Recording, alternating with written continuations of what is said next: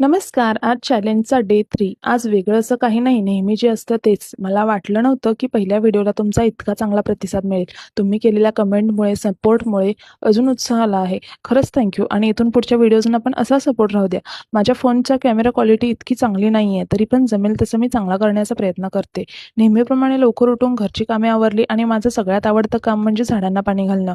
आणि माझं कसं होतं माहिती आहे का, नवीन झाड आणलं की मी फुल एक्सायटेड असते. पहिले 2-3 दिवस रोज 3-4 वेळा पाणी घाला. मग तिसऱ्या दिवशी "अरे, हे पान पिवळं कसं काय झालं?" मग YouTube, Google सगळं रिसर्च करायचं.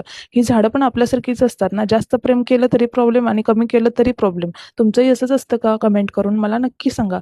आज ह्यांचा टिफिन नव्हता. मग काय, माझ्या बाळाची आणि माझी फेव्हरेट डाळ खिचडी केली आणि मस्त आम्ही जेवण. चला, आज काय आहे तर 14 February Valentine's day. Valentine's day म्हटलं की मोठे-मोठे प्लॅन्स, गिफ्ट, सरप्राइजेस आठवतात. पण आमचं काय, आधी नेहमीसारखं रात्रीचं जेवण केलं, घर आवरलं आणि मी पण विचार करत होते, आज काही स्पेशल होणार आहे का? तेवढ्यात नवरा म्हणाला, "चल बाहेर जाऊ थोडं."